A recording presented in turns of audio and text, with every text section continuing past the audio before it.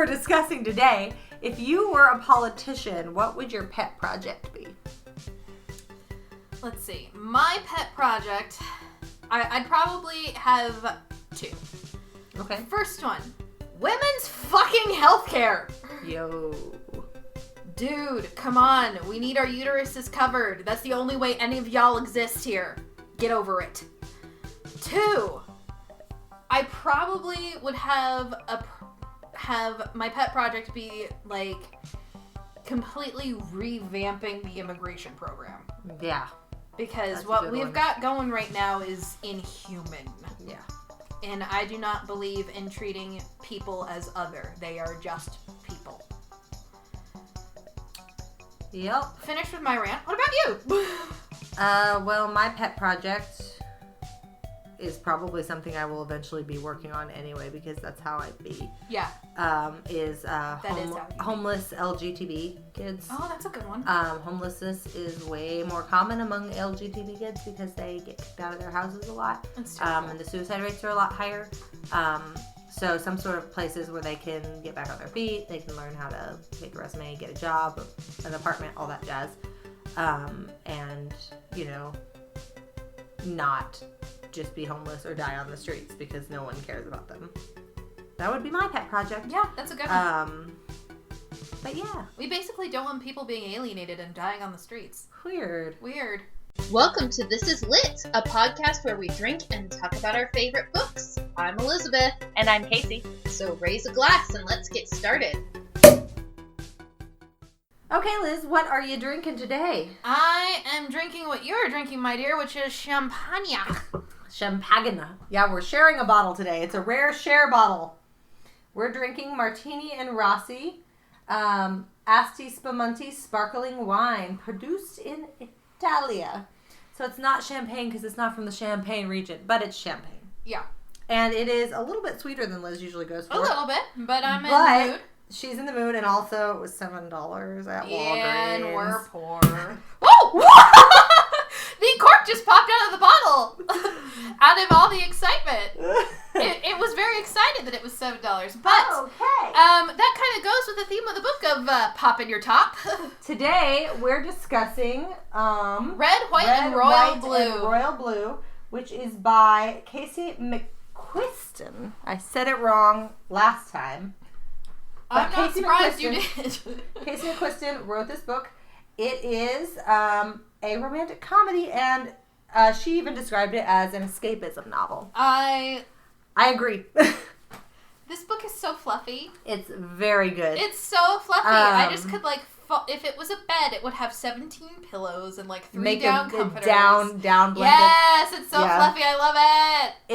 It is almost painfully sweet. I'm a slut for smut. Wow. It does have some smut in it because it is a romance novel, but it's a little different than your average romance novel because it is a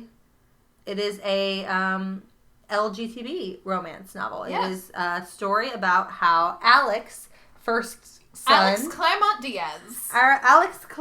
Diaz, first son of the White House. Yes. 21. And Prince Henry Wales of England. 23. Fall in love. It's a rivals to lovers. Yes, it's an enemies to lovers. Enemies to lovers. We misunderstood each other and we misunderstood our dislike for each other, but it was actually attraction rom-com. It's actually, speaking of when we just finished recording for Harry Potter, we were talking about how it's like, if you guys stopped antagonizing each other, you just realized you were attracted to each other. But it's from Alex's point of view, and it starts, we need to summarize the book. Oh, God. Blah. Blah. All right, I did the last one. You do me a one-sentence summary of Red, White, and Royal Blue. Alex Claremont Diaz, first son of the White House, who has masterful political ambitions, realizes that he has come to misunderstand Prince Henry of Wales and his political ambitions, and starts a relationship with a faux friend relationship with him in order to avoid international diplomacy issues and ends up falling madly in love with him. Yeah, I'd say it all starts basically as a PR nightmare. Alex and Henry. It's very Pride and Prejudice of them. Get into a public fight at a royal wedding, and the paparazzi sees it and takes pictures and reports it. Prince Henry's older brother, Philip. Prince Henry's brother, Philip, is getting married, and at the royal wedding, the first son of the United States of America pushes the Prince of Wales into the wedding cake, and it is splashed all over the tabloids and the newspapers, and in a PR move, the White House and the Crown decide to have them pretend to be besties that were just roughhousing. But in the process of pretending to be besties and going on some different charity events together and spending some time together, they realize that they actually quite like each other. And it becomes a secret romance. Yes, well, what happens is Alex Claremont Diaz does not care for Prince Henry of Wales because he has kind of admired him for a long time, and the first time he ever got to meet him, Prince Henry was a dick. Prince Henry was not very nice to him when he met him at the Olympics. Yes, in Rio. And Alex has held a grudge ever since, considered him something of a nemesis. And so he's already, at the beginning of the book, whenever they find out that they've been invited to a royal wedding, he's already kind of ready to go toe-to-toe with Henry. Even though Henry doesn't seem to be interested in bickering. And Alex has spent his life fighting, pretty much. His mother is the President of the United States. The first female President of the United States. This is an alternate reality where we did not elect the man... Just don't, please. This is an alternate reality where we have elected a woman to the White House. In 2016. After Obama. And a Democratic woman, first woman president. Texas. She's from Texas. She is divorced. Yes, but and her family... her ex-husband is Hispanic. Yes, so her son Alex is... and June her son Hispanic. Is mixed race, yes. And so he's kind of had to fight for everything all along the way. And so has his mother. And so is his mother, absolutely. And so they're kind of tough. They're a fighter family. And they tend to jump to that immediately. That tends to be where they go. So Alex is raring for a fight with Henry before they even get to this royal wedding. Yeah.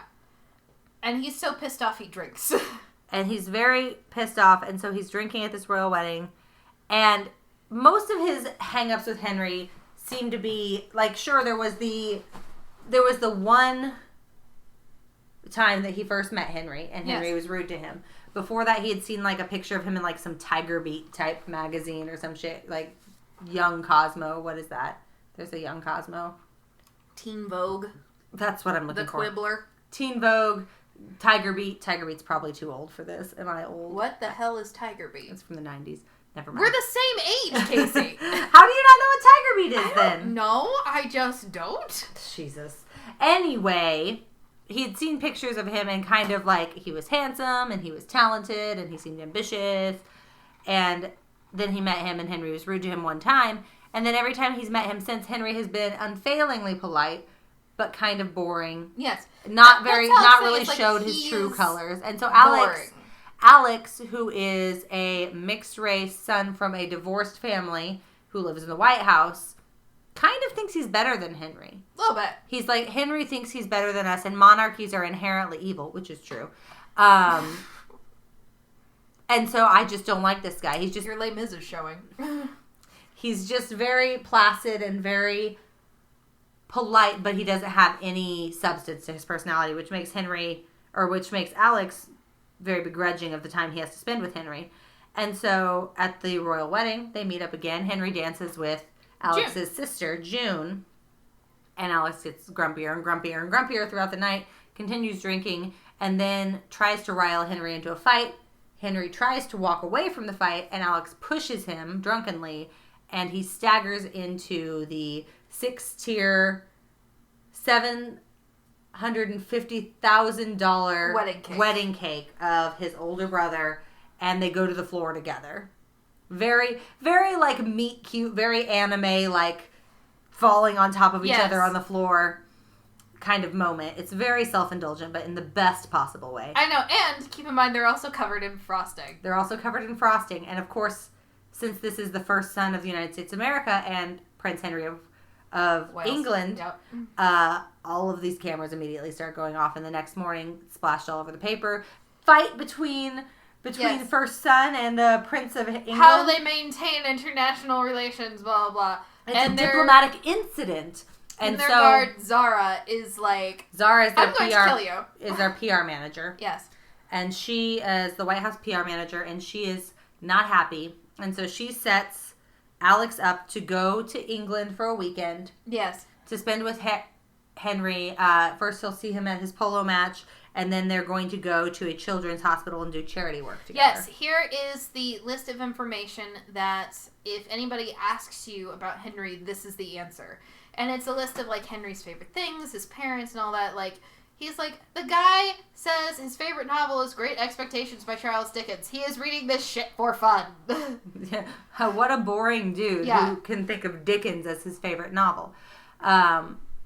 But he goes and he agrees to play along because he knows that his mother's re-election is coming up at the end of the year. It's late 2019 when this happens, the royal wedding. Yes. And the election campaign is already in full swing. The election is in just a year. Yeah. And so Alex agrees to play along. He goes, he sees Henry at his polo game, and then is immediately irritated with Henry afterwards for looking so good in his polo gear. Yeah, which, riding pants. Nice things.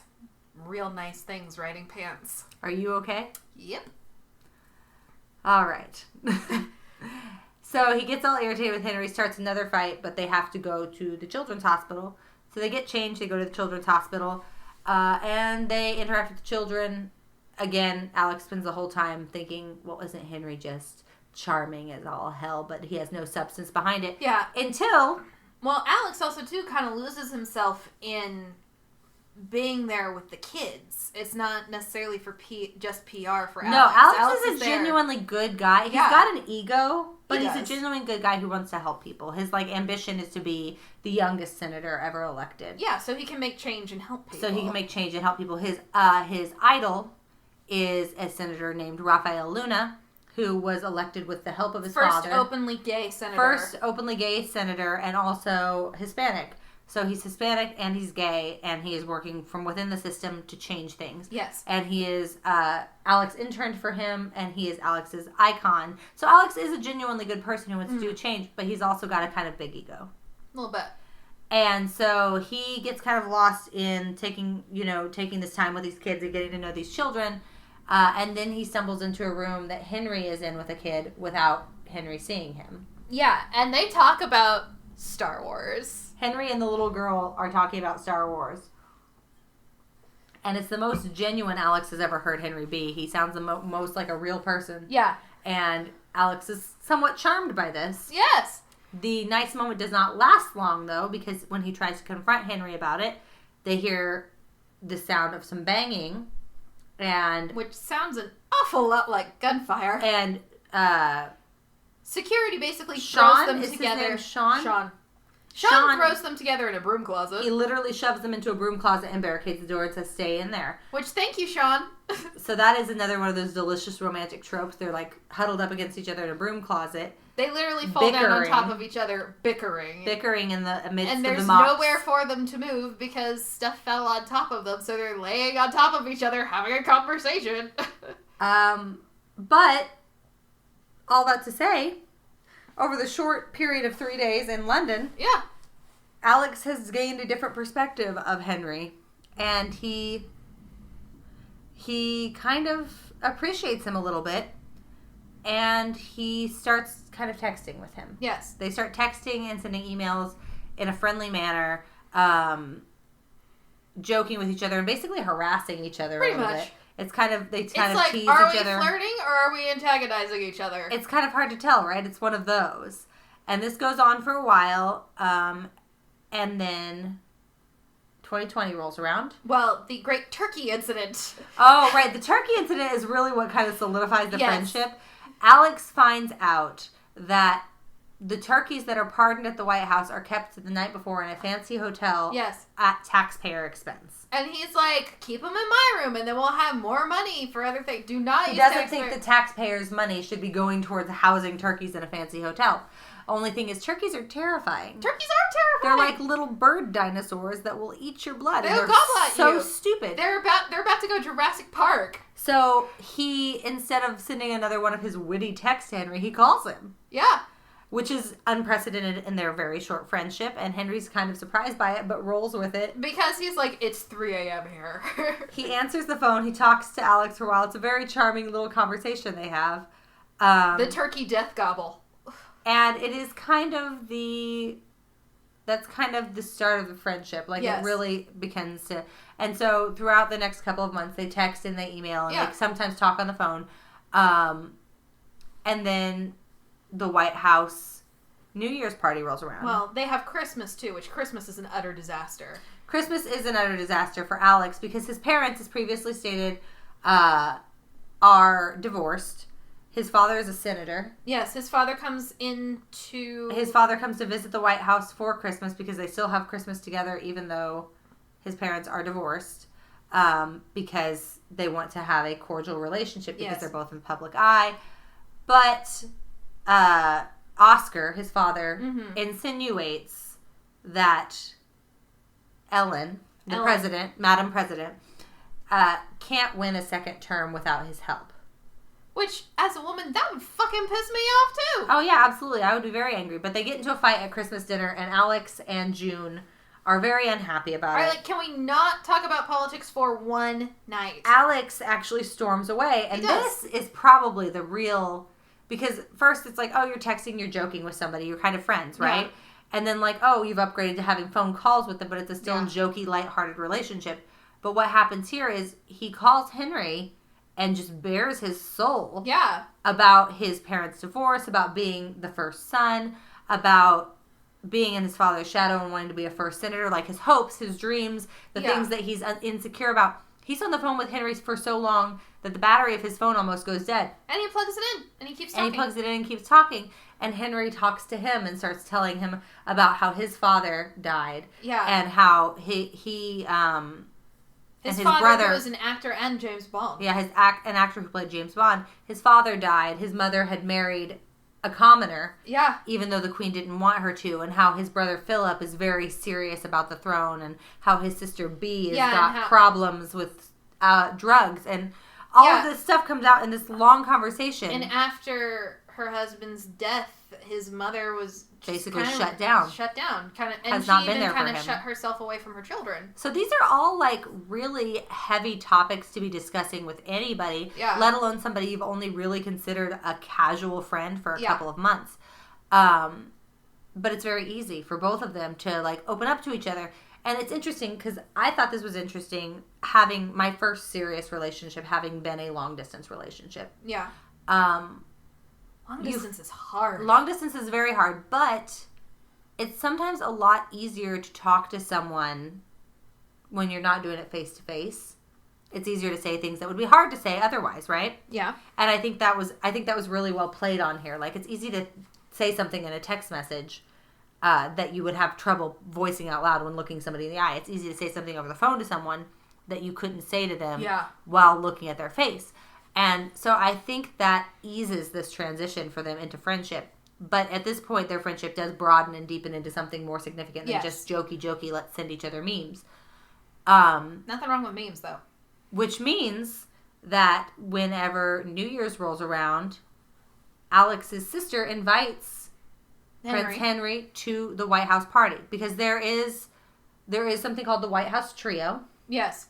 It is it's Alex his sister June, and the granddaughter of the vice president, Nora, who Alex had dated for a period of time because it was kind of a Kennedy situation. They thought they belonged together, but they weren't really suited for each other, but they are best friends. And it's alluded to that Nora she's like, I just am what I am. I love whoever. Mm-hmm. It's like, he's like, she's not gonna... Nora's bi, but she doesn't make a big deal about it. Yeah.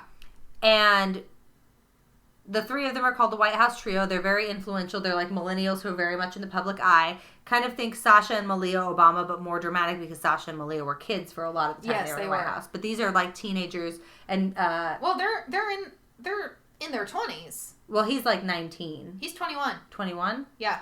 Oh.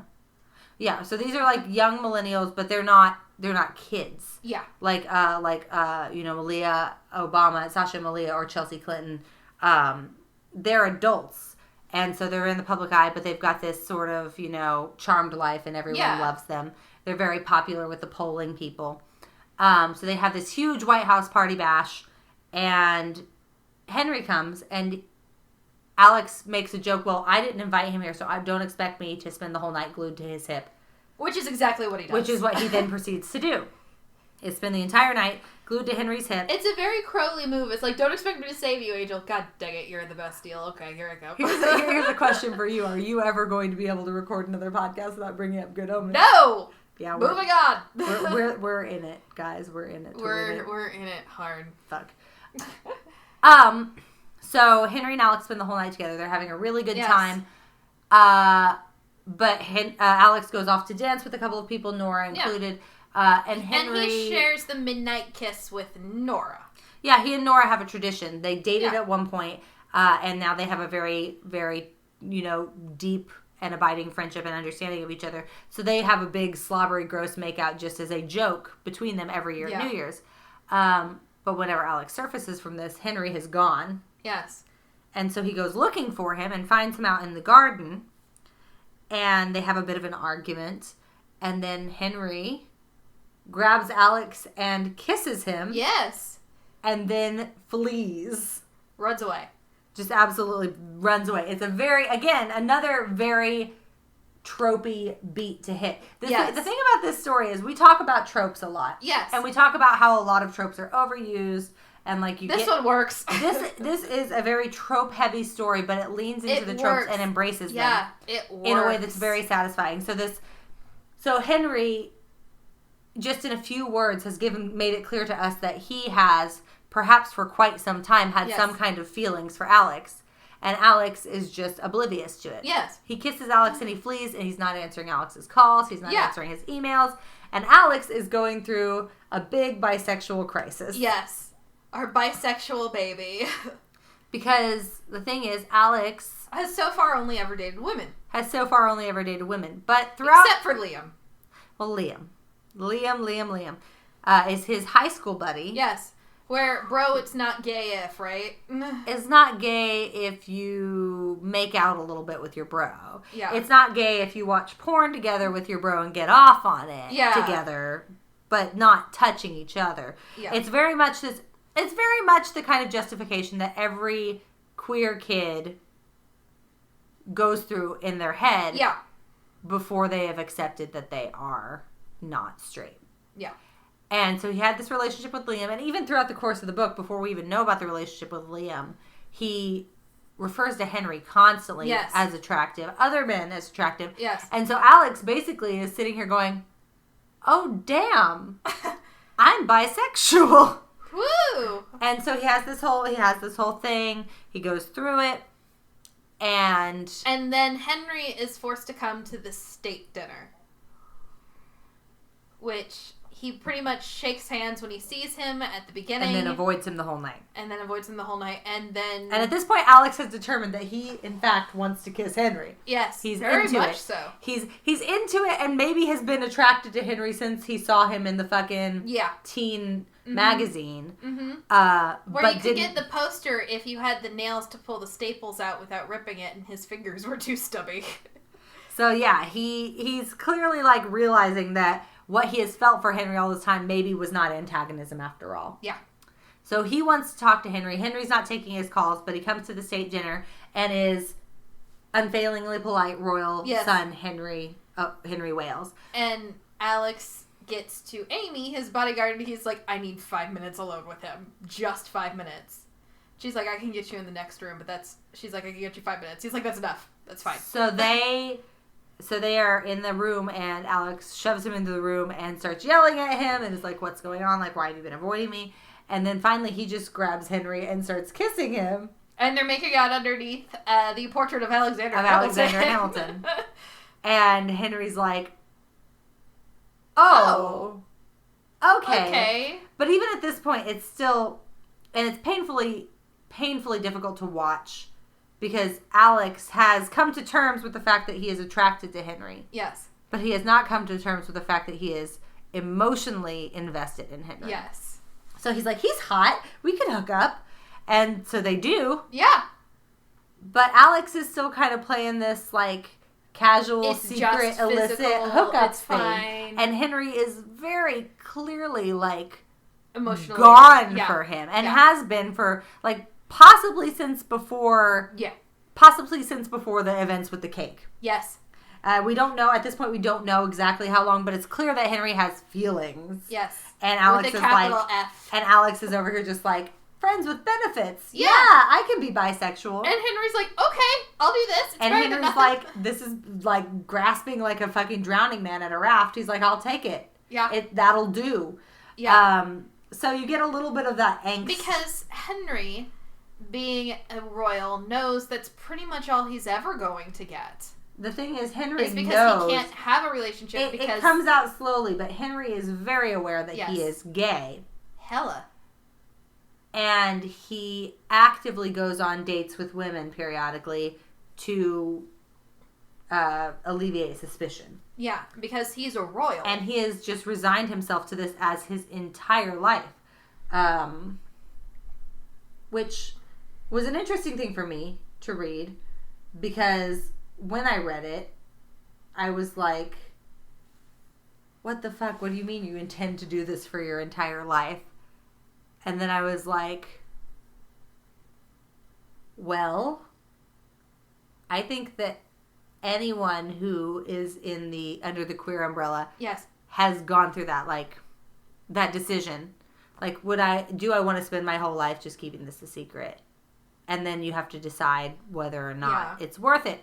And there was a point in my life when I was like, yeah, I'm fine. I'll just keep this a secret forever. But eventually it gets to be too much. And Henry is starting to reach that breaking point now that he has got some kind of consummated relationship with Alex.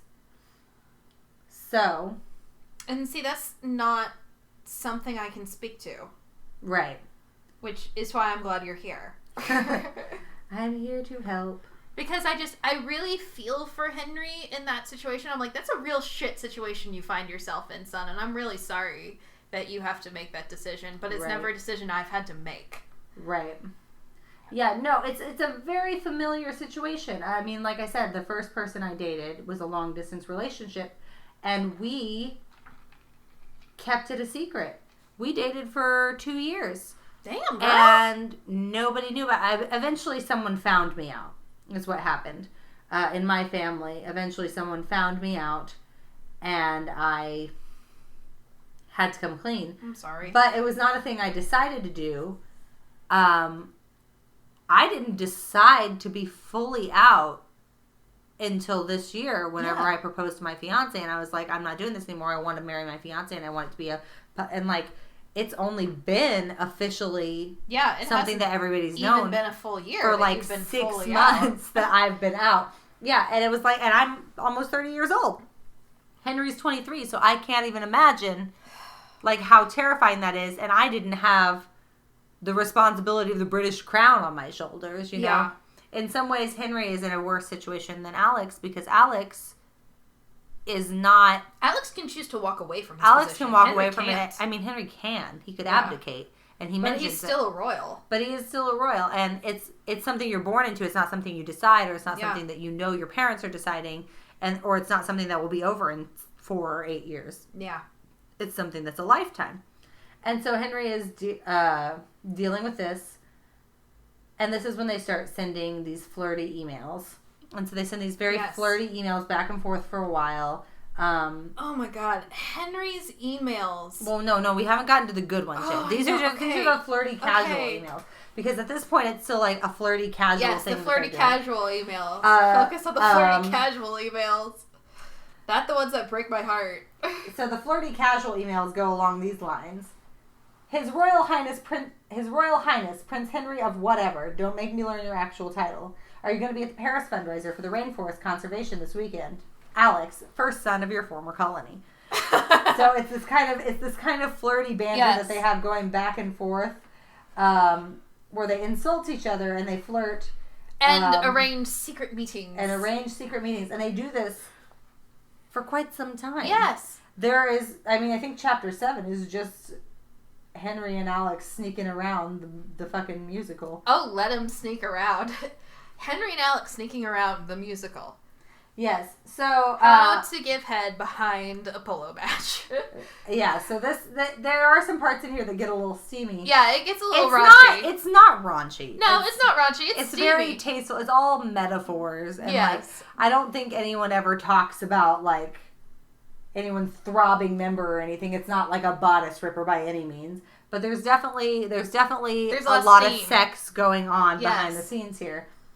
And they go on and on with it, and like that's pretty much all of chapter 7. I think is just they're sneaking around, and then I'm trying to think what is the inciting incident that makes them realize that the DNC National Convention. Well, before that, his sister finds out. Yeah. Before that, his sister finds out. So their bodyguards know, Cash and Amy, who are Alex's bodyguards.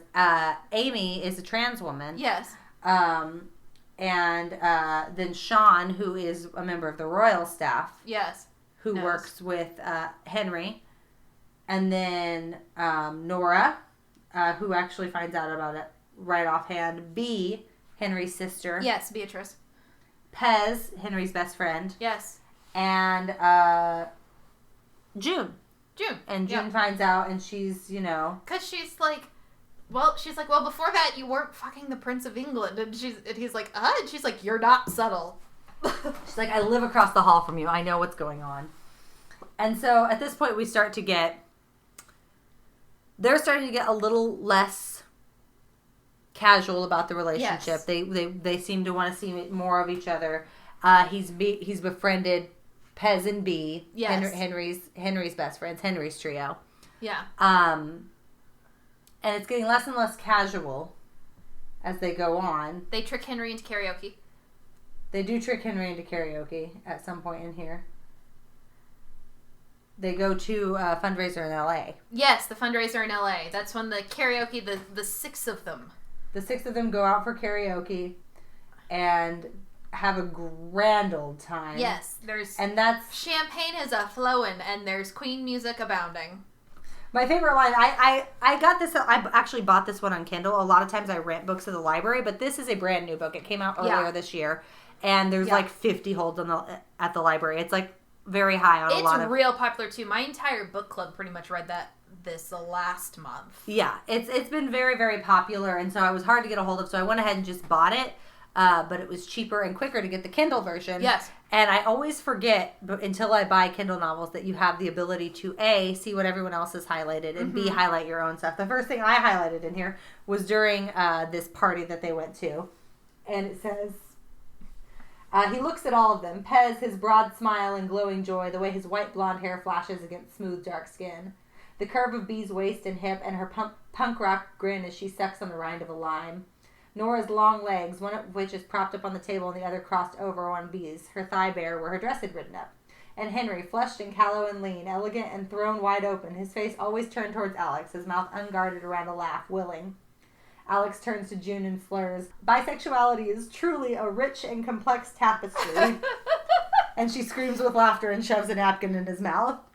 It's very cute. It's a bunch of 20-somethings having fun and being themselves. And this is the most Henry's ever really been himself. Yeah. And then they go to the hotel room, and this is really kind of the turning point, I think. They go to the hotel room that they've got together, and they have sex, but it's a lot more romantic. Yes. It's a lot less about, like, sex and a lot more about just being close to each other. Yeah. And it's very romantic. And at this point, Alex is just like, okay, I have feelings. in myself. Stirrings. Yeah, I have feelings. And so it actually says on there that he says, through his throbbing hangover the next morning, yes, he got a suspicion that all these feelings are why he held off on fucking Henry for so long. So they've been, like, hooking up and fooling around, but they hadn't actually, had sex. And so now he's, like, really... A, he's realized that he has friends now, besides just his sister and his ex-girlfriend. And B, he's realized that he has got feelings. Feelings. Bad. He's got feelings. The boy got feelings. And then we get to chapter 8, which is where we start to get the real good emails. Yes. So my God. This is an epistolary novel. In some ways, it does have narrative sections in the present tense, which I was hesitant about at first. Yes. But it's good. And then it has epistolary sections, which are just letters, emails back and forth between Alex and Henry. And they're precious. The first emails, the ones that we talked about earlier, were very flirty and very sexual and like, oh, yeah. Henry's into fucking poetry and it shows. Yeah, so the first letters, they start out very like casual and flirty, and then they get very sexual, and then they get romantic. Specifically, whenever Alex calls out Henry and says, your favorite book cannot be Great Expectations. And Henry says, my favorite is actually Jane Austen. To borrow a passage from Sense and Sensibility, you want nothing but patience. Or give it a more fascinating name, call it hope. To paraphrase, I hope to see you put your green American money where your filthy mouth is soon. So that's the first time that he uses his poetic license. Yes, and as these emails continue, they start quoting bits of love letters to each other. The first one. Oh my God. I listened to this on audiobook, and there are parts where like we had nobody at work, and so I was listening to it while I was stalking, and I was just grinning like a loon because it was so fluffy. It's very good. There's also some text messages in here too. But yeah, they start to see more and more of each other. Henry goes and invites Alex to Wimbledon, which he has to share a box with Philip, who is the worst. Philip is the worst. And they sneak out to hook up, because they don't want to. Well, because Alex is like, are you seriously hooking up with me right now just to spite your brother? And Henry's like, yep. And Alex is like, I'm into it. Let's do it. And as this goes on, we see more and more of the election cycle happening. Yes. What is his name? Richards. He is. Jeffrey Richards is basically an analog for Donald Trump. Yeah. He's a very right-wing conservative politician who is running against Alex's mother. And because he thinks a woman cannot run the country. Now, at first, there's not a lot of threat here. Because not so far. Based on history, it's not very often for an incumbent to lose office. That's a pretty rare thing to happen. But it could still happen later. And at this point in it, there doesn't seem to be a lot of threat of that happening. Yeah. There's just a lot of... You're starting to see more of Richards in the news. It's starting to stress Alex out a little bit. But it's not anything... Richards is becoming the front runner for the Republican Party. Right. He's not yet been nominated as the... But that's starting to make everybody nervous because he is extreme. Yeah, he's not a middle-of-the-road kind of Republican. And a lot of people are calling this like a swing back because they had 8 years of Obama and then they had 4 years of a woman. And a lot of the people down south aren't really willing to accept minorities and women in places of power. Right. So they want somebody who's saying all the right things. They want somebody who's telling them exactly what they're thinking. They want somebody who's saying, oh, I'm going to get us back to where we were in the good old days. And so... It's very reminiscent of real life. Richards does end up getting the nomination right before the DNC. Yes. The Democratic National Convention. So the DNC becomes incredibly important. And Richards was right before they go into the DNC. Richards was going to announce his new cabinet member. Yes, his new cabinet member. And everybody knows it's this one super Republican guy that they've got in pocket. And out of nowhere, you discover it's Rafael Luna. And the entire White House feels... Alex's mentor, Oscar, his father's best friend, he sold out. Queer Latino senator who has apparently sold out to the competition. Yeah. Exchanged his getting the Hispanic and the LGBT vote for more power. Yeah. And it's pretty upsetting. And Alex is like, I know this guy's fucking Five Guys order. Yeah. He's really upset about it. He feels very betrayed. And so he's drinking away his sorrows at the bar at the DNC. And then who should show up but Henry? Henry shows up at the DNC. He was in New York with Pez doing some charity work. And he heard about the Rafael Luna announcement. And he booked his ass down to the DNC. To check on his non-boyfriend. To check on his non-boyfriend because he knows his non-boyfriend's mentor just switched sides. Not that he follows that or anything because of his non-boyfriend. So, they go back to the hotel room together, and Henry spends the night, and he comforts Alex, and Alex feels a little better. And then in the morning, Zara shows up. Zara comes looking for Alex, and finds Henry literally hiding in the closet of his hotel suite. Henry is falling out of the closet trying to put on Alex's boxers. Little on the nose. Yep. And she is not... She's livid. Happy. Because she's a PR person, and she's like... Nobody can know about this. This would create an international incident, and not to mention your mother's campaign and finding out that you're bisexual. Like, you have to tell your mother. He's like, you have to tell your mother. And so he sits down with his mom at a fucking conference table. Yeah. To have this conversation. And tells her he's bisexual, and she's like, "Oh, okay, cool." And then he's like, "And I'm fucking the Prince of Wales." And then she makes a PowerPoint presentation. Yes, she makes a PowerPoint presentation. Calendar request from mom, 2 p.m. West Wing, first floor. International Ethics and Sexual Identity Debrief. The first slide says, sexual experimentation with the foreign monarchs. A gray area. Then the one after is federal funding, travel expenses, booty calls, and you. Yeah, so basically what Ellen is doing here is she genuinely loves and cares about her son. This is how she shows it. She shows it by being like, if you're going to do this... Basically, Ellen says... She's like, if you're going to do this... This is a fucking mess. I'm not going to lie to you. This is a fucking mess, and it's going to make my life very hard. But if you're going to do this... Yeah. And if this is real, if this relationship you have with this boy is it for you... Yeah. I will back you 100%. And Alex isn't ready to... Yeah. She's Alex like, is not ready to say that. If you feel forever about him, I will back you with it. If not, you need to figure that out. And she's like, because, honey, I'm okay with you being bisexual. I don't know if having international relations with a prince is a good idea. Which is kind of refreshing that she's not like, oh, you shouldn't be bi. She's going, maybe you shouldn't be fucking a Prince of England. Yeah, one of her slides is titled, Exploring Your Sexuality. Healthy, but does it have to be with the Prince of England? So it's a very nice moment between them. Yeah. But he gets fired from the campaign job she gave him. Yeah. And... Because he's too close to it.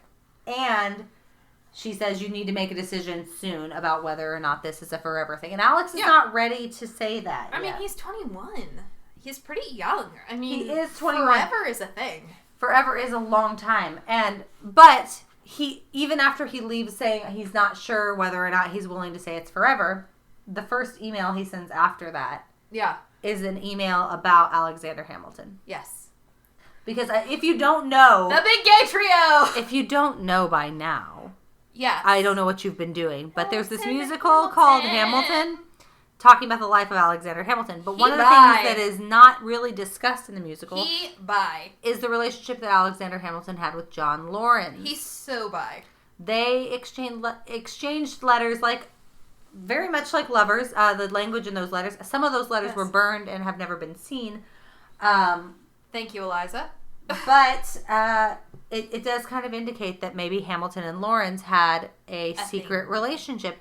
And Alex finds himself relating to this, and he sends this whole email. Yes. And this is the first of the very romantic emails that they sent each other. I love the very romantic emails. He says, thinking about history makes me wonder how I'll fit into it one day, I guess. And you too. I kind of wish that people still wrote like that. History, huh? Bet we could make some. Affectionately yours, slowly going sane. Alex, first son of founding father sacrilege. So, it's very, very, I don't know. There's a certain element of this story that I appreciate because I can't say that I know any of the author's business. But based on the way the story is written, I feel like she is probably a member of the LGBT community. Yeah. Because the nuance that these emails are written with, these like longing quotes from all of these historical queer people, and like how do you fit into history whenever what you are as a person is something that has been regularly wiped out of history's books. I mean, there have been queer people in history for as long as there's been history, but most people don't know about them or don't know that they were queer because all of that has been erased and straightwashed to be a more sanitized version for the public and for the elementary schools. And so these emails are very loving, but they're also engaging critically with the context of what it means to be queer, especially in the context of someone who's going to be historical. Like, where do you fit into history when history is determined to erase you? And so they have these letters going back and forth. She's bisexual. Is she? Mm-hmm. And grew up in Louisiana. Poor dear. But yeah, so they send these letters back and forth, and the letters are just absolutely gorgeous. Oh, they're stunning. Henry in particular has a real way with words. Oh my God. There's a section in here that Henry could write me into my grave. There's a section in here that I did not highlight, but my Kindle tells me that 271 people have highlighted. You probably should highlight it then. I don't like to follow trends, but I did enjoy it. I'll read it to you. It says, "Should I tell you that when we're apart, your body comes back to me in dreams? Oh my God. That when I sleep, I see you, the dip of your waist, the freckle above your hip, and when I wake up in the morning, it feels as if I've been with you. The phantom touch of your hand on the back of my neck, fresh and not imagined. That I can feel your skin against mine, and it makes every bone in my body ache. That for a few moments, I can hold my breath and be back there with you in a dream, in 1,000 rooms, nowhere at all." It's just very, God, love letters. Very tender. God. And it's beautiful because it is in the grand... It's very reminiscent of the traditional love letter. tradition of love letters, and it's on a private email server at the White House.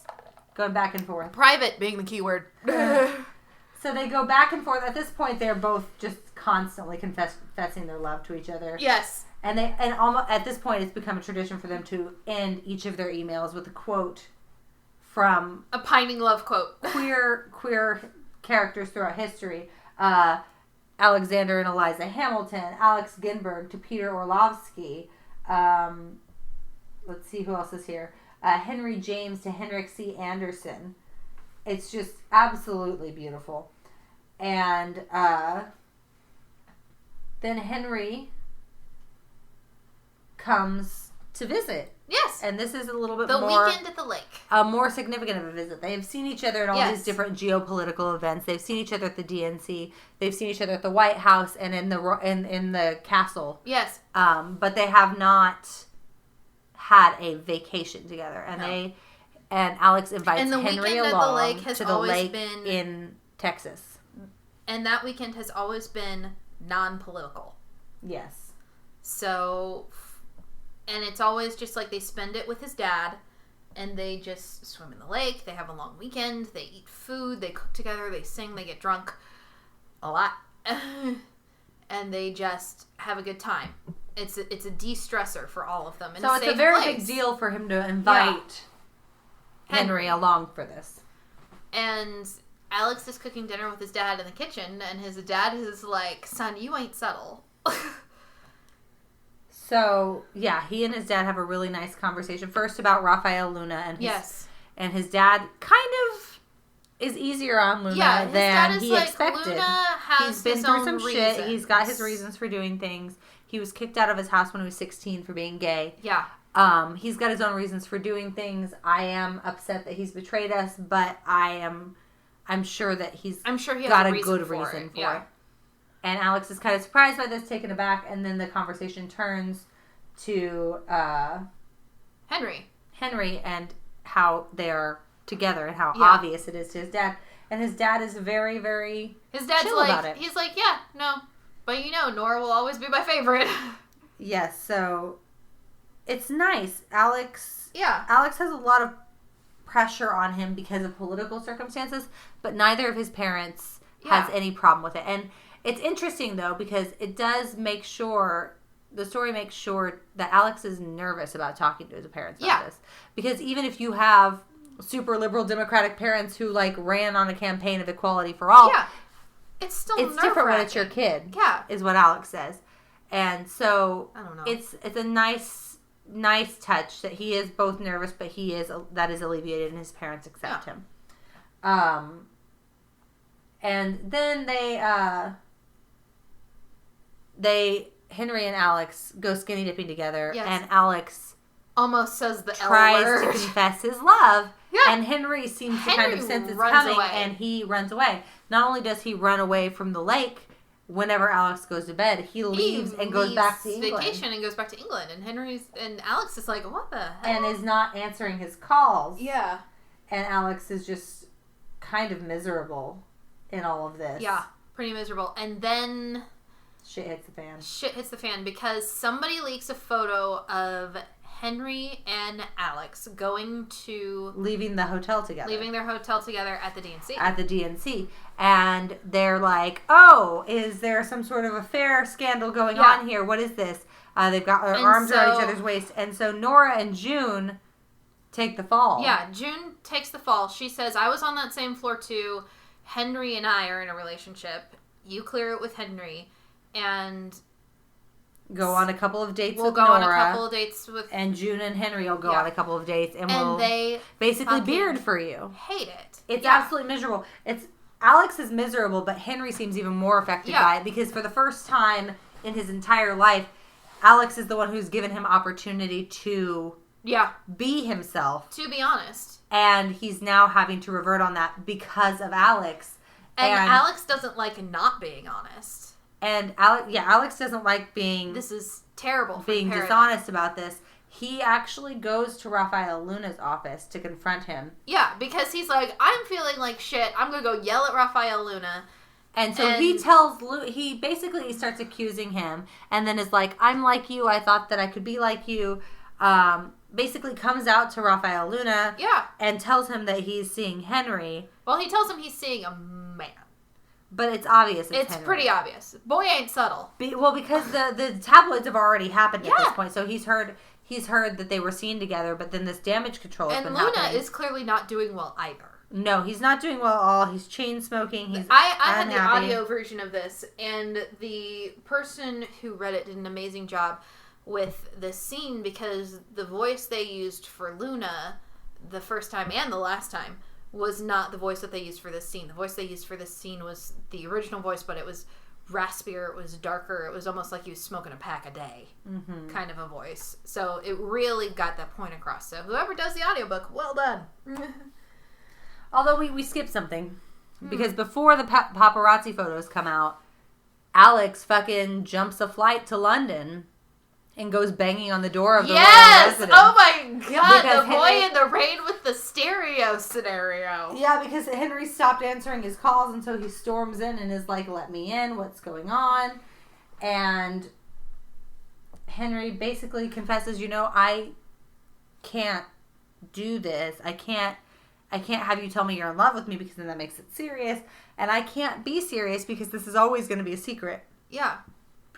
And they like kind of come to an understanding. Get ahead of the narrative. They kind of come to an understanding, and they decide that they'll kind of wait and see. Yeah. That Alex is willing to keep it a secret if that's what Henry needs, but they maybe will be an opportunity at some point. And then immediately after that is when the press photos are leaked, and they have to start this faking thing. And while they're doing the faking thing, after Henry and June go on one of their fake dates, they swap cars so that Henry and Alex can see each other. Yeah. And Alex tries to comfort Henry, and Henry is just in a very bad state, and he gives him a kiss in the car and like tries to comfort him. Yeah, because it's in a back alley where nobody's going to look, in a van with tinted windows. And so he kisses him, and he's like, They should be safe. They should be safe. And then they're not. It all comes out, including pictures of them kissing in the car taken through the windshield. Yeah. It all comes out, including all of their emails. Private emails to each other, which should have been on the private White House server. Well, they were on the private White House server. Yeah. But somebody leaked them. In London. And so, at this point... It's a disaster at this point. They're both on communication lockdown. Alex is humiliated. He can't talk to Henry. The Queen of England is furious. It's turned and now there's all these accusations coming out about him using using taxpayer funds for this, even though he didn't. And they have a big meeting with the campaign, and like his mom is like, okay, everybody out, and the first thing she does is check to make sure if her son is okay. Yes, she doesn't go Madam President. She full on wants to see how her son is doing. Because this is dramatic as fuck. And she asks him, is it forever? Yeah. And at this point, he's ready to say yes, and he does. And she's like, okay, I'm fighting for you. And so, the way they fight for him is that Zahara... Yes. puts him. He and Zahara get on a flight to England, and he's like, how do you know they're going to let us in? And she's like, they'll let us in. And she gets on the phone with Sean. Yeah. And she's like, we're going to be there at this time. You better be there with a car to pick us up. If not, I'm going to bust your balls. If not, I'm going to fucking kill you. Love you, goodbye. And they're like, how do you have his private phone number? And she's like, because he's my fiance. They have been engaged for a while now. And they had agreed not to use each other's private cell phones for work. But in this emergency, because she really does love Alex, even as much of a hard ass. She's known Alex since he was 5. Even though she's a hard ass, she loves Alex, and so she's like, these are my fucking kids. So Alex gets to the residence and sees Henry, and they are able to go together with Bea and Catherine. Yes, to Catherine speak is to the Henry's Queen. Mother, and this whole thing has kind of lit a fucking fire under her. It lit a fire under Catherine because she's like seeing all this. She realizes she's like, "That's my son, and I left you, and I'm sorry, but I'm here for you now, and I'm gonna fight for you." So she rolls up with them to the Queen of England. Yes, Queen Mary. And the Queen is not having it. She's like, well, the people... She starts off talking about this whole thing, saying it was all photoshopped, is what she's insinuating. And Henry will not take that bait. He says, no, this is real, this like, happened. Well, that's not what the people want or accept. And then Bea shows her all the footage. Well, she's hiding it from them. Yeah. She knows. Yeah. Because there are people out on the lawn of Buckingham Palace having a fucking pride parade. And she made them come in the back way, and they didn't even see it. And Bea throws open the windows, and there's all these people out here celebrating Henry coming out, even though it was against his will. And Catherine's like, we're going to lean into this. We're going to let him be himself. Yeah, she's like, do you think this is the people, Mother? Do you think they don't want this? They look pretty fucking excited. And if you are going to reject people's will, maybe you're getting too old to fucking leave. She's like, maybe Catherine is gunning for that throne. She's like, maybe if I let slip to Parliament some of the leaders you can't remember in the countries that you know nothing about. And she's gunning for the throne. And she's like, if you take this from my son, I will end you, woman. So the Queen agrees. Yes. To let Alex become an official consort of the royal crown. Yes. Official courtship. And Alex is afraid that his numbers are going to hurt his mother, especially in his home state of Texas, which is notoriously red. Whole thing, no one has seen Nora for 3 days. No one's seen Nora for 3 days. Alex is having panic attacks about Texas because Texas has a lot of electoral votes, and it's gone red. 55. It's gone red every year. The only year it turned over was the year after Watergate and Nixon. Which, God, let's not even get into the Electoral College right now. So he's very worried about this, but his sister is able to show him that his polling numbers have not gone down in Texas. In fact, they've improved since he came out. And then Nora shows up, and Nora says, someone sent me an anonymous tip. Yes. That the photos of you and Henry that outed you, and the story that broke was leaked by the Richards campaign. The Richards campaign broke into the private security emails of the White House. And paid photographers. Yes, and paid photographers to take pictures trail and you. stalk the first son.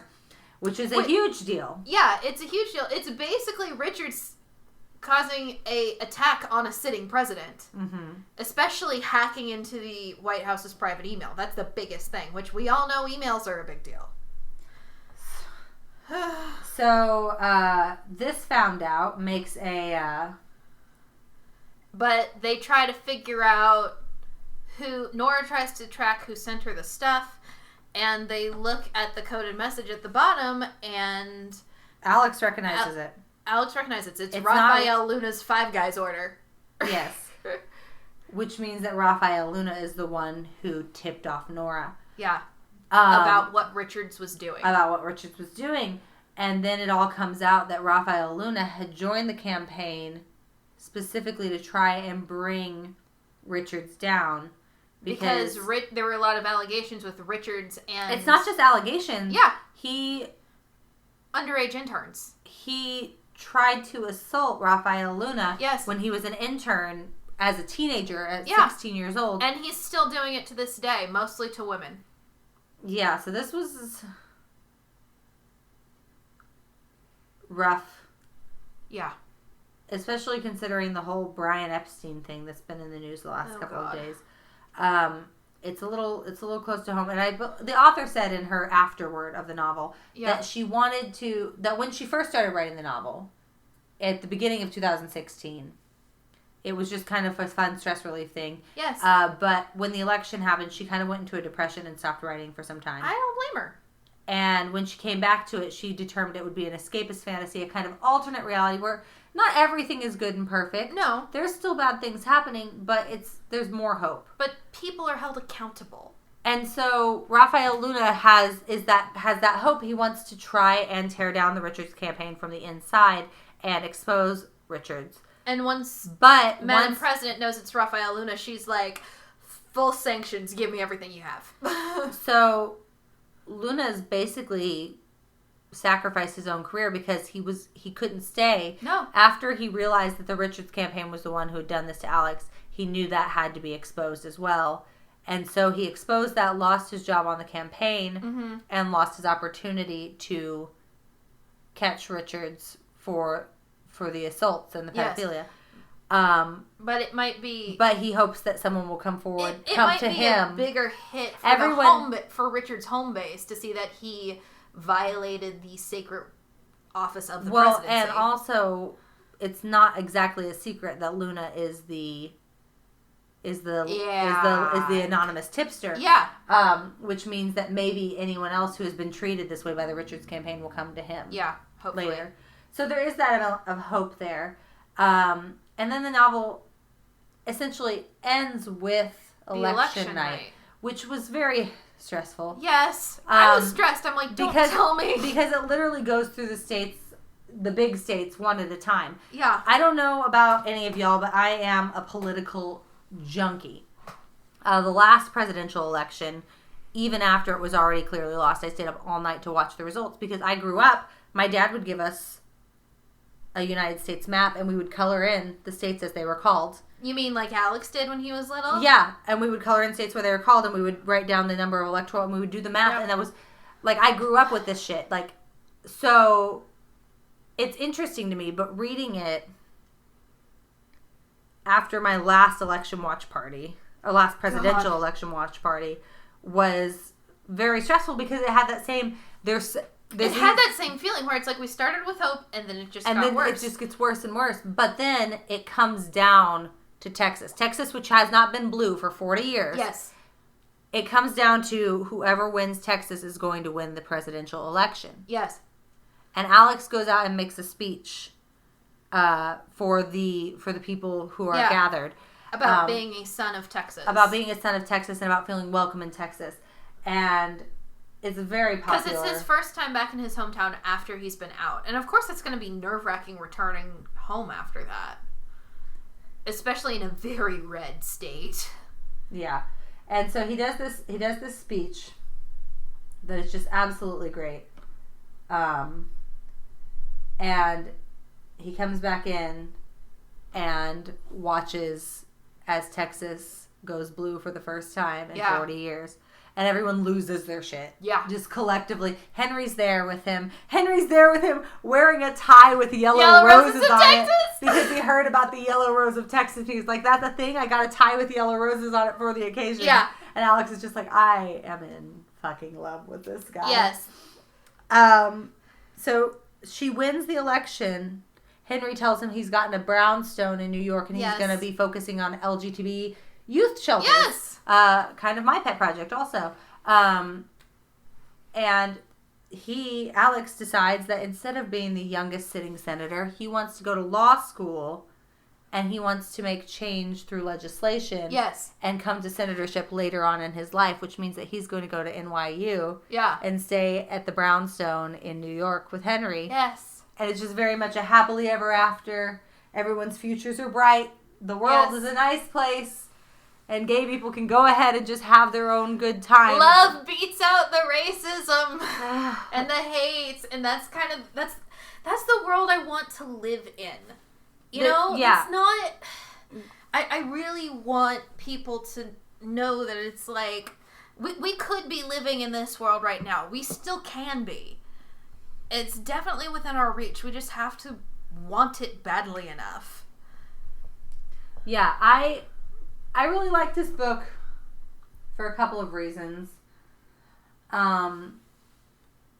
Partially because it's a good rom-com, just like a solid rom-com, regardless of the gender. And it is a very solid rom-com. It hits all of the correct beats for a rom-com. Yeah, well, it's got straight, and I smiled through the whole thing because it was so wonderfully fluffy. It's got that rivals to friends to lovers slow burn thing happening. And it does go slow and convincing enough. Like, they've essentially dated from February to November by the time it's over. Yeah. And you can see the growth of their relationship. You can see them both grow as people. But my favorite thing about it is that it is very honest about the queer experience. Henry is obsessed with queer history. He is. He loves it. He talks about it constantly. He quotes all of these different queer people through history. Vita Sackville West, John Lawrence, and Michelangelo. Yeah. And he knows all this information. He takes Alex to this museum and tells him about Prince Albert, who was a member of the 100 Guineas Club in the 1880s. Yeah. And who went and danced at this fancy gentleman's club and went by his mother's name, Victoria, in the club. Yeah. So that people wouldn't know who he was. He knows this history, and it's so good because Alex wants to know more about his history as well. He starts to develop that sense of pride. He wants to know about where that came from once he realizes he's a part of it. And those are the people who are keeping that history alive. Like so many, like I said, historians throughout the ages have straight-washed history so that we don't exist in it. And Henry and Alex in this story, even though that's not their main passion or the main thing that they're focused on, even in the middle of falling in love, even in the middle of political intrigue and, starting up their own charities and things, they want to continue on that history. They want to know where they are in history. At one point, people start wearing T-shirts that say history, huh? Which is one of the things that Alex said in one of his emails. And it's just people talking about we're all going to be a part of history at some point. And the changes we make and the things we do are going to be so important.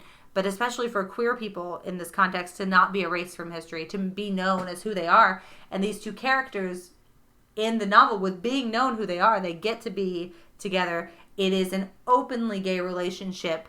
It is a courtship between a prince and the first son of the United States that is endorsed by both the White House and the Royal Crown of England. Yes.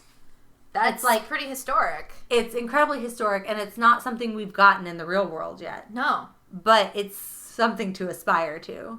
I'm not saying I necessarily want, Prince William to come out as gay and, run off with some dude, but it's realistic enough that you can think that maybe we can get that at some point in the future.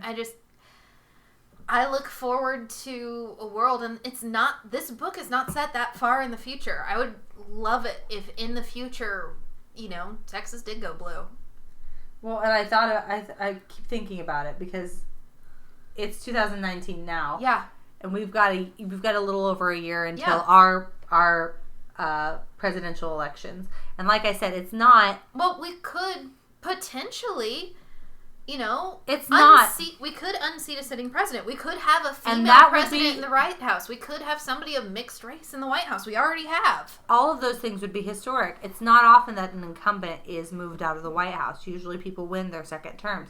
And it's never happened that we've had a person who's not a man. And we've never had someone other than we've only had one president of color. Like, we're making history every day, and like, even if we're not in the White House or in Buckingham Palace, like, we all have a part to play in making that history and like deciding how that history is going to go down, and then deciding to report that history accurately and honestly as we go along. And I think that's an important takeaway from this very fluffy, very silly escapism novel. I took away this huge, meaningful... No, we have to be honest about what our history is and who we are and where we come from, so that way we can be honest about where we're going. Yeah. We can't straight wash anything. We can't whitewash anything. We have to be honest about all those things, or else if we're not being honest with ourselves now, how are we going to look in, say, 60 years' time? Right. So, yeah, like I said, she said in this book, she said, what was supposed to be a tongue-in-cheek parallel universe needed to be an escapist, trauma-soothing, alternate but realistic reality. Not a perfect world, one still believably fucked up. Just a little better, a little more optimistic. Yeah. I wasn't sure I was up to the task. I hoped I was. And I think she accomplished that. And this is her first novel. I think she did accomplish that. She did very well. I really enjoyed it. I didn't put it down. Me neither. And like I said, as a romantic comedy, it hits all the beats, and I enjoyed it that way. But as a commentary, I love romance. A larger commentary on our society and what our responsibilities are to each other in our society, I also thought it was Jane very Austen good. Reminiscent. Like, the love story is the core thing, but it does make that comment on society. It does make social commentary on society in the same way that Jane Austen did. I loved it. I absolutely loved it. How many bottles would you give it? I'd give it 4. Yeah. I'd read it again. Yeah, I'd give it 4.5. I really, really enjoyed it. Yeah. Wow, I think that's the highest rating we've ever had from you. I think probably it is. It was an easy read. It wasn't difficult or overbearing. No. But the concepts in it and just the sheer amount of emotion it made me feel while I was reading was just... And, like, it does still talk about, like, the politicalness of the day. I mean, guys, we're going to talk about politics with this book. You're going to have to get over it. Because so much of it is addressed. Mostly it's focused around the LGBTQ community. But there are other things that are on there that we need to address, like the corruption in politics. And, not only corruption in politics, but like with this Epstein thing, like people who are sex trafficking and people who are being victimized because they aren't part of that majority or they aren't part of that wealthy few that can get away with it. People who are being treated as less because they're mixed or Hispanic or a minority or a member of the LGBTQ community. So I think... But it also does a very good job of showing that we can change all that. Yeah, it's not that far off of reality to seem completely implausible. There's no flying cars. There's no aliens. No. There's just a lot of people outside Buckingham Palace expressing their opinions. And there's a lot of people outside Washington expressing their opinions in History t-shirts. It's a perfect end to Pride Month. It is. This novel. And I really enjoyed it. We've given it a consecutive 4.25 bottles of wine, which is plenty enough to get you good and swifty. Yeah. So thank you so much for listening. Yes. Keep your ears open for our next episode. Vote in November. Vote in November. Hey, baby boomers and millennials and Gen Z, we outnumber the baby boomers. If we vote, we will win. Just so you know. Anyways, tune in for our next episode. We'll be doing Harry Potter and the Prisoner of Azkaban. I don't think we've decided on the episode after that yet, so you'll find that out whenever you listen to Harry Potter and the Prisoner of Azkaban. Azkaban. And check us out on Twitter, Instagram, Facebook, YouTube, Patreon, and our website, litliteraturepodcast.com. Woo! We also have our Tipsy Tropes videos going up every Wednesday. If you have a trope you would like to suggest, send it to us at Wine Literature on Twitter. Yeah, we'd love to hear from you on Twitter. If you enjoyed this book, if you read this book, feel free to hit us up on Twitter too. I think I posted a screen cap from the book. You did, and I melted. Reading. I'm like, I remember that part. It was fluffy and good. Thank you guys so much for listening. Have a wonderful rest of your month. All right. Cheers. Cheers. Thank you for listening to our podcast. For more information, visit us at litliteraturepodcast.com or check out our Facebook, Twitter, and Instagram pages. And remember, too much work and no vacation deserves at least a small libation. Cheers!